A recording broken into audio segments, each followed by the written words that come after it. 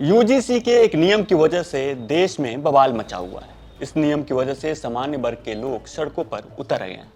शहर शहर प्रदर्शन हो रहे हैं। मध्य प्रदेश में इस नियम के खिलाफ सामान्य वर्ग की जनता में गुस्सा है। लेकिन क्या आप जानते हैं कि जिस संसदीय समिति ने इस रिपोर्ट को सौंपा उसके अध्यक्ष कौन है और उन्होंने क्या भूमिका निभाई?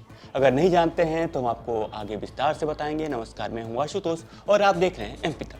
यूजीसी के जिस नए नियम को लेकर विवाद हो रहा है उसकी नींव 8 दिसंबर 2025 को रखी गई, क्योंकि इसी दिन मध्य प्रदेश के पूर्व मुख्यमंत्री और कांग्रेस से राज्यसभा सांसद दिग्विजय सिंह की अध्यक्षता वाली संसदीय समिति ने अपनी रिपोर्ट सौंपी थी। इसी समिति के सुझावों पर अमल करते हुए यूजीसी ने अपने मूल ड्राफ्ट में कई महत्वपूर्ण संशोधन किए, जिस पर अब बवाल मचा हुआ है। शुरुआती ड्राफ्ट में ओबीसी जातियों को जाति आधारित भेदभाव के दायरे में स्पष्ट रूप से नहीं रखा गया था, लेकिन मध्य प्रदेश के पूर्व मुख्यमंत्री दिग्विजय सिंह के नेतृत्व वाली शिक्षा संबंधी संसदीय समिति ने सिफारिश की कि उच्च शिक्षा में पिछड़ों के साथ भी होने वाले भेदभाव को उतनी गंभीरता से लिया जाए जितनी SC/ST के मामले में। इसी आधार पर फाइनल रेगुलेशंस में ओबीसी को भी शामिल किया गया। बताया जाता है कि संसदीय समिति ने संस्थानों के भीतर बनने वाली इक्विटी कमेटी के ढांचे पर भी कड़ा रुख अख्तियार किया।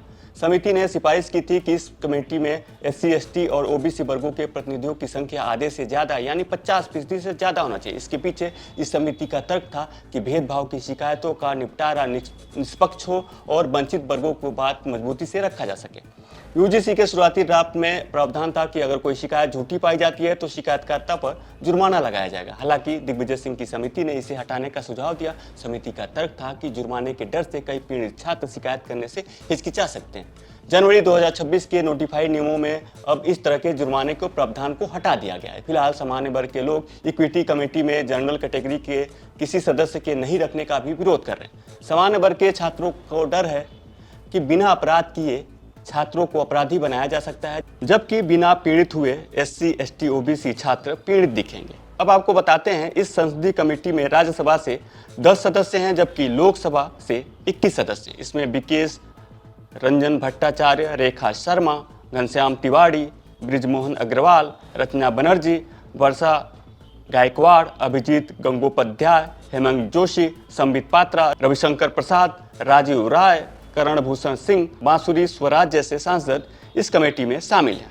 आपको बता दें कि दिग्विजय सिंह कांग्रेस के दिग्गज नेता हैं, राज्यसभा सांसद हैं और मध्य प्रदेश से पूर्व मुख्यमंत्री हैं। मौजूदा समय में दिग्विजय सिंह शिक्षा, महिला, बाल एवं युवा मामलों की संसदीय समिति के चेयरमैन हैं। उनकी अध्यक्षता वाली इस बहुदलीय समिति की समीक्षा के बाद ही यूजीसी ने अपने नियमों को फाइनल टच दिया, जिसको लेकर अब सवर्ण समाज नाराज है, सड़कों पे। मध्य प्रदेश के अलावा पूरे देश में सवर्ण समाज इसको लेकर विरोध प्रदर्शन कर रहा है और यूजीसी के नियमों को वापस लेने की मांग कर रहा है। इसके साथ ही जो सवर्ण समाज है वो बीजेपी के भी विरोध में कई जगह पे नारेबाजी कर रहा है और पोस्टर बैनर जला रहा है।